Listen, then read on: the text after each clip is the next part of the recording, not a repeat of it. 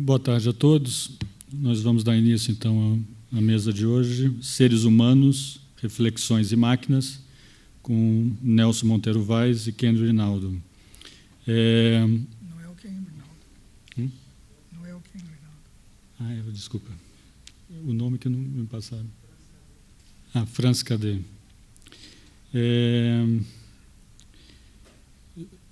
Quem não participou das outras mesas, perguntas podem ser feitas por escrito. Só pediria que sejam escritas com letra bem legível e mais objetivo possível. Obrigado. Passo, então, a palavra ao Nelson Monteiro Vaz. Bem, agradecer aos organizadores o convite. Eu fiquei muito surpreso de ser convidado para essa interface artística, cultural, porque eu sou um experimentador. Eu passei a minha vida desmontando camundongos e tentando montar camundongos de novo. E eu tenho certeza que o convite se deve ao meu conhecimento de dois neurobiólogos chilenos que se tornaram importantes no cenário das ciências cognitivas, e eu, por coisa do destino, eu conheci ambos, né? Eles são Humberto Maturana e Francisco Varela. Eu acho que o termo mais conhecido da obra deles é autopoiese,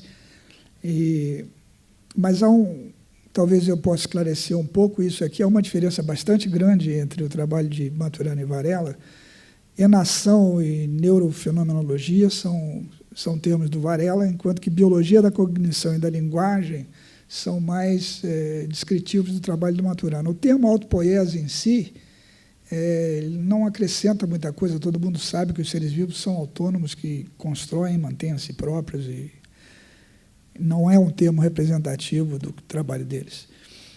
E eu chefiava um departamento de imunologia em Denver, no Colorado, e encontrei o Varela desempregado e o empreguei no meu laboratório por 6 meses. No fim desses 6 meses, eu tinha desistido de fazer ciência, voltei ao Brasil, entreguei todos os dólares que eu tinha na mão, desisti de viver nos Estados Unidos e passei a fazer fotografia durante uns 2 anos. Depois, gradualmente, voltei à imunologia, porque acabei conhecendo o professor Maturana, que foi o professor do Varela também. Esse é Francisco Varela. Aqui tem um site importante, onde se pode... Mas só entrar com o nome Francisco Varela no Google, vocês conseguem uma série de informações adequadas sobre o trabalho dele. Ele foi coautor com o Maturana da Árvore do Conhecimento, que é um livro importante para não biólogos, porque ele tem uma parte bastante extensa de biologia elementar. E para os biólogos, há outros textos bastante mais interessantes. Na UFMG, nós traduzimos cerca de vários textos do Maturana, que já estão em 4 livros disponíveis através da editora da UFMG. A rede de observadores é um site atualizado quase que mensalmente, acho que vale a pena. Se quiserem uma fonte mais direta, na Escola Chilena, ligada ao Maturana.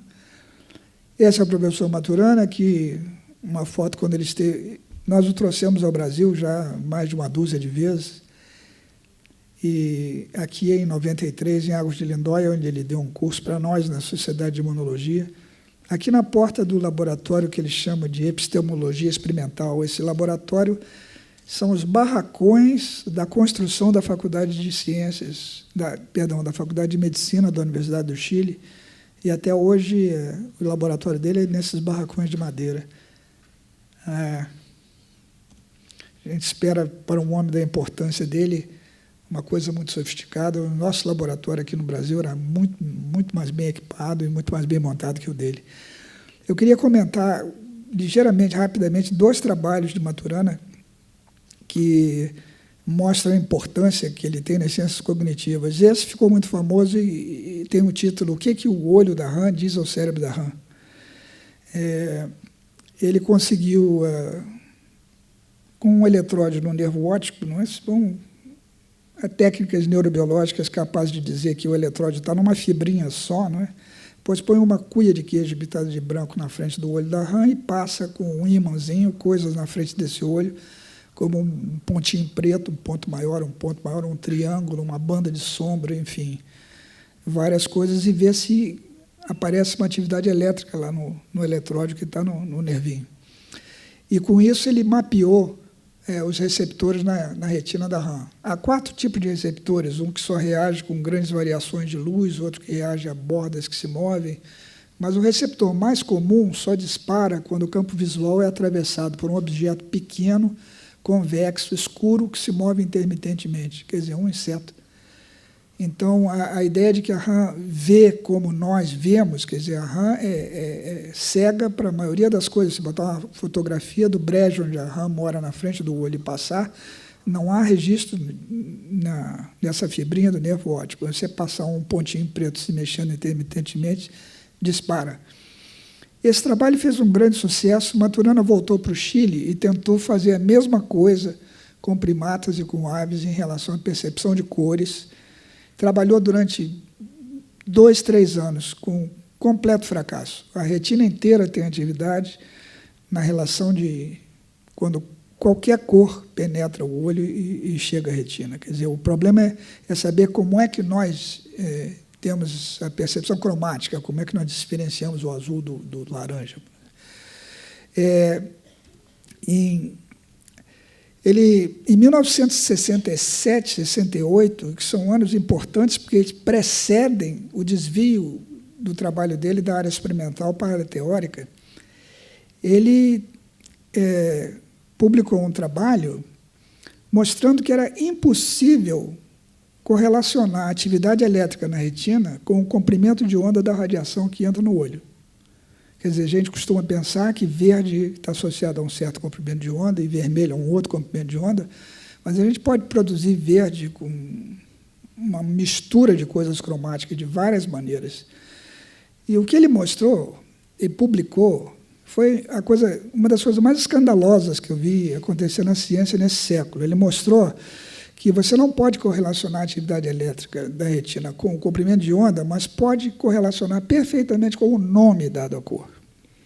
Quer dizer, sempre que havia verde na retina, a atividade elétrica era uma, sempre que havia vermelho na retina, a atividade elétrica era uma outra atividade característica.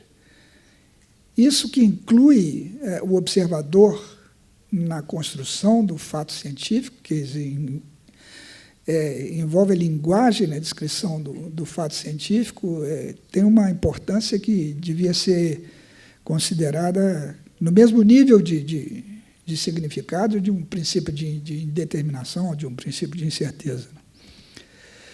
O que eu quero fazer, rapidamente, se eu tiver condições, é mostrar que na imunologia existe um fenômeno semelhante, ou um conjunto de fenômenos semelhantes, e isso é grave que a gente possa apontar, porque a imunologia é uma das áreas mais importantes da ciência biomédica e é onde é o campo, talvez, que a sociedade tem mais demandas, que exige vacinas, soluções para alergias, para transplantes, para uma série de coisas, para gravidez. Eu acho que uma maneira de caminhar na direção que eu pretendo é discutir a diferença entre um projeto inteligente dos seres vivos, né, o que se chama intelligent design, um dos baluartes aí do criacionismo religioso, né? Isso é transformar um projeto inteligível num processo, um projeto inteligente num processo inteligível. Isso é muito mais do que um problema para os educadores do sul dos Estados Unidos, porque se a gente pensar no corpo imunológico, ele é encarado como uma máquina inteligente, uma máquina que faz coisas certamente inteligentes. Isso vem, por exemplo, do trabalho de Walter Cannon, que escreveu um livro chamado A Sabedoria do Corpo, que é uma extensão do trabalho de Claude Bernard, né, dizendo que as nossas células vivem num meio completamente diferente do meio em que a gente vive, né, sujeito a muito menos variações do que nós somos sujeitos. E o problema é saber se seres assim, próximos a nós, como um chimpanzé, ou Coccolithophorus, como esses bichinhos bonitinhos aí de cima, ou diatomáceas. Agora, houve uma pesquisa recente na Amazônia, você encontra 500, 600, 700 espécies diferentes de seres microscópicos em cima das folhas de qualquer espécie de árvore, e diferente de árvores para árvores. Quer dizer, nós estamos muito longe de entender a diversidade biológica do planeta, né? Então, saber se uma coisa como essa, se uma planta de chuchu enrolando os seus raminhos no sentido anti-horário, num suporte, se aquilo é um ato cognitivo, se depende de uma atividade de conhecer como fazer aquilo, se o pé de chuchu sabe ser chuchu, se uma aranha sabe ser aranha, se um chimpanzé sabe ser chimpanzé. Nós temos catalogados até agora 700 espécies de bactérias na mucosa oral humana. Isso varia muito depois de uma refeição, sobe enormemente. Quer dizer, a ideia da imunologia como uma coisa militar, quer dizer, de defesa, realmente tem que ser reformulada, repensada, né? A história de uma origem transcendente ou de uma dinâmica meramente estrutural, de máquinas, né, foi também um tema importante no trabalho de Gregory Bateson, que tem um diálogo numa das fitas de Esalen, foi o período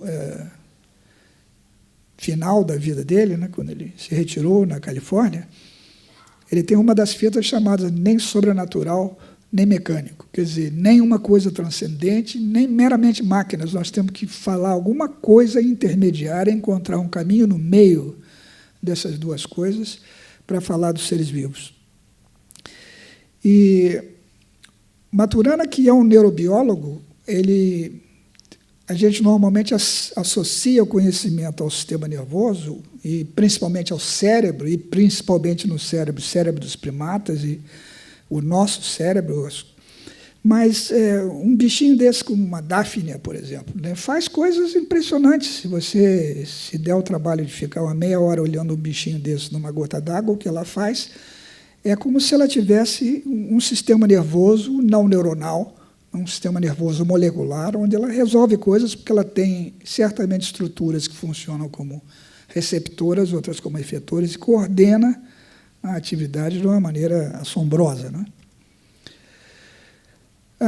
A imunologia está cheia de termos cognitivos, né? É uma das moléculas fundamentais da imunologia, que a gente chama de anticorpos, por motivos históricos, tem essa região colorida de laranja e amarelo, aí, que são regiões com estruturas variáveis. Nós somos capazes de formar centenas de milhares de variações dessa estrutura nessa hora. E se diz que existe um reconhecimento de materiais estranhos, que o corpo tem uma memória imunológica, e por isso a gente não tem sarampo 2 vezes, por exemplo. E tem esse estranhamento que é particular para cada uma de uma imensa variedade de materiais, né? E essa história de reconhecer significa separar, escolher, identificar entre a enorme quantidade de moléculas do corpo aquelas que não pertencem ao corpo. Quando você imprensa um imunologista na parede e pergunta a ele, mas escuta, você realmente acha que o corpo separa, escolhe, identifica? Ele diz, não, isso são metáforas, é uma maneira pedagógica de falar. E você pergunta, mas isso é uma metáfora de quê? E ele não sabe te responder.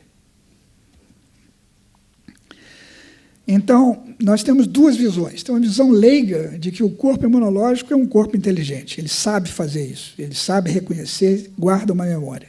E tem a visão dos imunologistas de que tudo isso depende de processos totalmente automáticos, que são complexos, mas inteligíveis, mas são automáticos.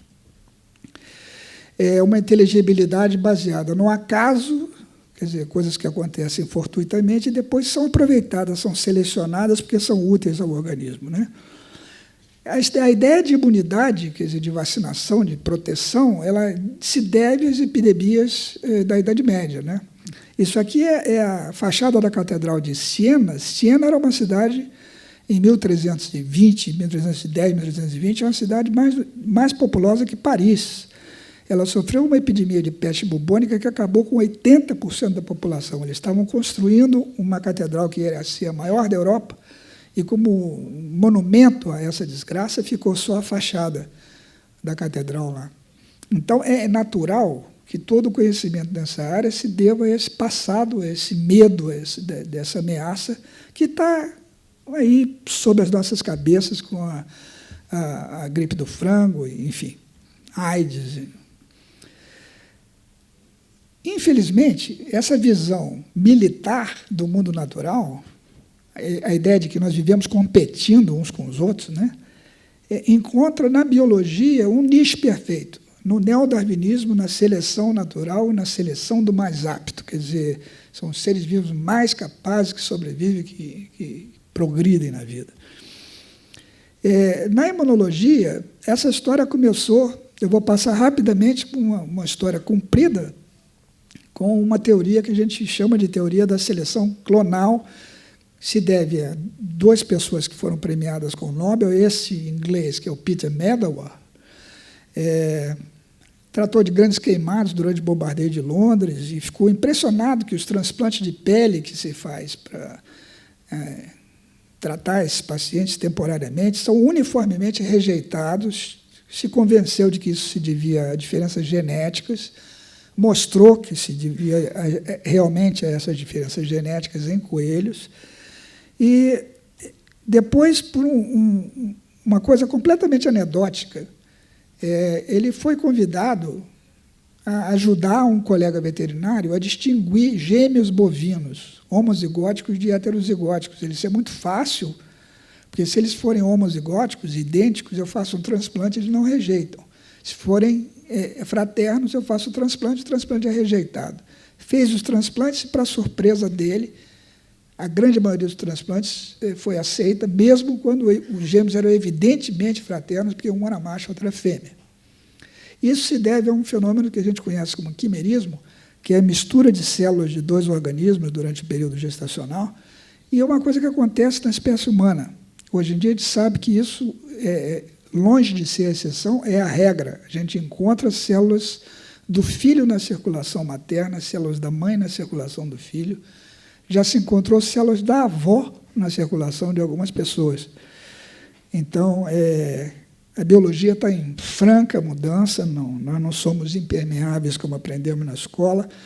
Medawar repetiu essas experiências, em vez de usar bovinos, né, que demora muito a reprodução, tem um filhote só de cada vez, com camundongos, fez uma experiência famosa, que consiste em injetar em camundongos recém-nascidos células de uma outra linhagem. Esses camundongos crescem aparentemente normais, mas se você faz um transplante de pele para esses camundongos que receberam essa injeção no período perinatal, eles não rejeitam o transplante como o animal normal faz. Então, o termo criado nessa época foi de tolerância imunológica. Esse animal passa a tolerar um pedaço de tecido que não é dele. A tolerância imunológica específica duplica o tamanho do problema imunológico, porque agora não só você pode guardar memórias do que aconteceu com você, quer dizer, reagir mais, como você pode também se modificar no sentido de reagir menos. Isso foi percebido por um australiano importante, chamado Burnett, que criou a teoria que está aqui até hoje. Com base, ele modificou uma teoria de um dinamarquês chamado Hjerne, que tinha sido publicado em 1955, chamada Teoria da Seleção Natural dos Anticorpos, que basicamente transpôs o neodarwinismo para dentro da imunologia. O que ele dizia é que o corpo produz anticorpos sem antígeno nenhum, antes do antígeno chegar, espontaneamente. Aí, quando chega um antígeno, ele reage com alguns desses anticorpos e esses são ampliados. Mas se os anticorpos naturais eles surgem antes do antígeno, eles não são anticorpos, porque eles não têm essa especificidade dirigida para coisa alguma. Burnett percebeu com muita esperteza que o problema não eram os anticorpos naturais, eram as células que formavam esses anticorpos. E, por razões virológicas, né, ele era um virologista, ele propôs que cada linfócito era um clone, quer dizer, os linfócitos eram geneticamente, nucleicamente diferentes uns dos outros, quer dizer, cada linfócito forma um anticorpo especial. Quer dizer, se nós temos 1000 anticorpos, nós temos 1000 linfócitos diferentes, cada um fazendo um anticorpo. E o que acontece é que essa teoria explica a imunização, explica a memória, porque esses clones se expandem, explica também a tolerância imunológica, porque os clones encolhem ou desaparecem. Mas Medawar tinha mostrado que desaparecem clones para um animal tolerar um transplante de uma outra raça. Bernard diz que tem que haver a mesma coisa no próprio corpo. Quer dizer, quando o corpo vai se formando, os linfócitos que reagem com o próprio corpo têm que desaparecer. Então, existem clones proibidos, forbidden clones. Isso foi uma coisa extremamente importante, grave, a meu ver, equivocada na teoria imunológica. Então, os clones naturais surgem antes do antígeno, eles, portanto, seguem a dinâmica do corpo, eles não têm nada a ver com antígenos. Esses linfócitos que aparecem, cada um com um anticorpo, aparecem também espontaneamente. E a gente tem prova experimental disso, porque criando animais em bolhas, sem bactérias, comendo dietas de aminoácidos, surgem as mesmas imunoglobulinas que surgem em camundongos aqui fora. Então, há impedimentos seríssimos a se criar uma abordagem histórico-sistêmica na imunologia. Primeiro, a história de um linfócito forma um anticorpo, depois você proíbe os linfócitos de reagir com o corpo, o linfócito está proibido de reagir com outro linfócito também. Então, nós somos, nessa teoria, um saco de linfócitos separados uns dos outros e só podem reagir a coisas que, eventualmente, chegarão ao nosso corpo como agressoras, como materiais estranhos. A gente não pode contar a história disso, porque não se conta a história de eventos ao acaso.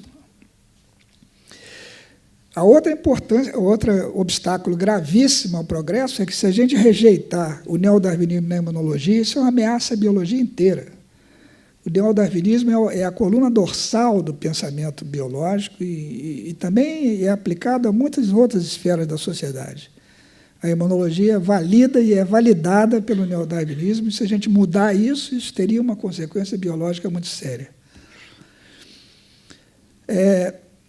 O outro caminho que a gente podia propor é se dar conta de que a defesa imunológica é um comentário legítimo que eu posso fazer sobre o que acontece no organismo. Quer dizer, digamos, esse rapaz estava com febre tifoide, teve uma febre muito alta, teve isso e aquilo, e o organismo dele reagiu, ele se defendeu da doença, se curou. Mas é um comentário. Como comentário, a defesa pertence a mim, pertence ao que eu digo, ao meu comentário, e não ao organismo. Quer dizer, a defesa não é um mecanismo, é um resultado de um mecanismo. É a mesma coisa que a seleção natural. A seleção natural é um resultado do que acontece no viver, não é o mecanismo do que acontece no viver. Então, na visão tradicional dos imunologistas, a gente tem um processo que é inteligível, mas que começa com o acaso, que prossegue ao acaso, está sujeito aos vagares do viver, e o sistema imune faz uma coisa sozinho, sem outra relação com o organismo. Na terceira opção, a gente precisa uma teoria que nem tenha esse estranhamento, nem seja cognitiva, e nem seja uma teoria baseada no acaso.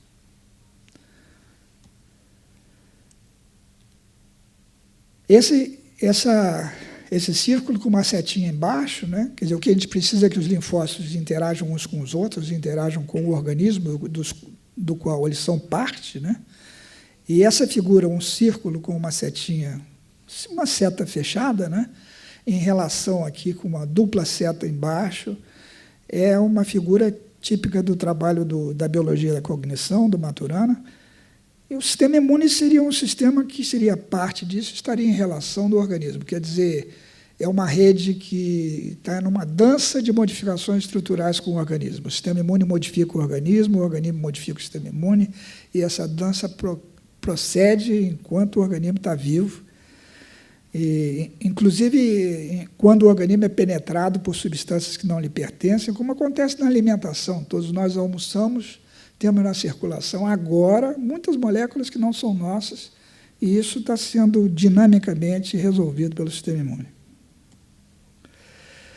Então, é a proposta de uma rede coesa, dinamicamente estável, quer dizer, que tem uma organização, uma série de relações invariantes, varia a estrutura, mas não varia as relações entre certas estruturas, mas que é incapaz de ações inteligentes, como é a proposta leiga, visão não imunológica da imunologia. Nós vamos ter que trabalhar sem respostas imunoespecíficas, sem tolerância imunológica, sem esse esquema estimulação-resposta, regulação, que nós ainda estamos quase numa fase behaviorista aí da imunologia. E vamos precisar de quê? Vamos precisar de uma rede de relações de estabilidade robusta e de perturbações e compensações dessa rede. Perturbação não é estímulo e compensação não é resposta, porque quando a gente fala em perturbação, a gente fala em perturbação de alguma coisa, de algum sistema, e a compensação é o que o sistema faz para retornar ao status quo ante. Então, a minha proposta é de que imunoglobulinas surgem espontaneamente na dinâmica do corpo, sem direcionalidade.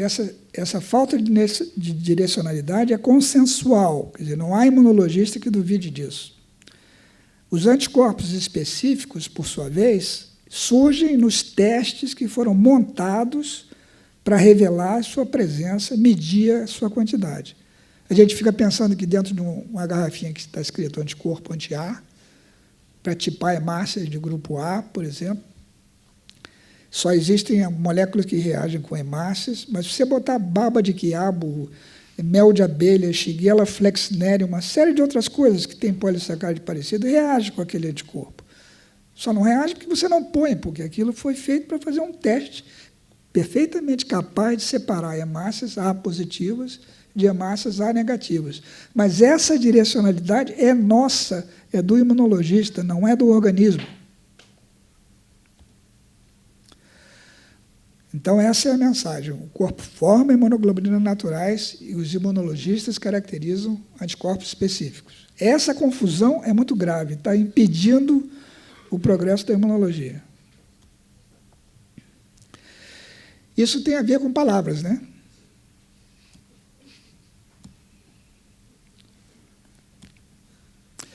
O linguajar humano e a realidade humana são encontrados de formas bastante diferentes pelos linguistas profissionais e por Maturana, né? Para os linguistas profissionais, a linguagem é a transmissão de informação simbólica. Para Maturana, o linguagiar, o viver imerso na linguagem, é um modo de viver tipicamente humano. Viver em coordenações recursivas de condutas consensuais. O último livro dele é uma longa entrevista com um alemão chamado Bernhard Pörksen, que se chama Do Ser ao Fazer, e tem no título essa preocupação com as ações, não é? Mais importante do que o que é. Ele nunca faz a pergunta o que é, ele pergunta o que tem que acontecer para que eu diga que estou em presença de tal coisa. Se eu tivesse que sugerir um termo para substituir o termo autopoiese na descrição do trabalho de Maturana, eu sugeriria deriva estrutural. Deriva no sentido de um barco à deriva, porque a gente pensa que um barco à deriva vai para qualquer lugar, mas um barco à deriva vai para um lugar só. Eventualmente ele chega numa praia ou colide com um rochedo e para a deriva. Mas esse ponto onde ele chega nunca funcionou como referencial para a deriva. Quer dizer, o que acontece na deriva biológica, o que acontece nas transformações de um ser vivo, não pode ser usado como argumento para explicar como é que surgiu o que surgiu. Quer dizer, eu não posso explicar uma asa porque os pássaros voam.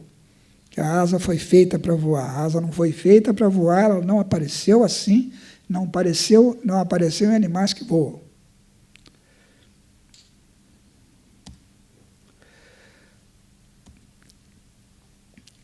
Quatro conclusões. Substituir a ideia de sistema imune por um um sistema verdadeiro, porque não existe sistema na imunologia, né? Sistema é um conjunto de componentes onde eu mexo numa coisa, afeto todas. O sistema imune está em interação com o meio, que é o organismo do qual o sistema faz parte. O sistema imune não está em contato com o meio no qual o organismo vive. O meio onde o organismo vive é um meta-meio para o sistema imune. O estranhamento, a discriminação, o próprio estranho, que parece ser a alma da imunologia, é um pseudo-problema. Não existe isso. O sistema não estranha nada, ele está sempre em contato com o próprio corpo. E a inteligência do corpo imunológico, o reconhecimento e a memória está em nossas observações. Não está nas células e moléculas que compõem o sistema imune. Eu tenho dados experimentais, quer dizer, para mostrar isso, mas, eventualmente, se houver pergunta nessa direção, eu mostro alguma coisa experimental, porque talvez seja técnico demais. Muito obrigado.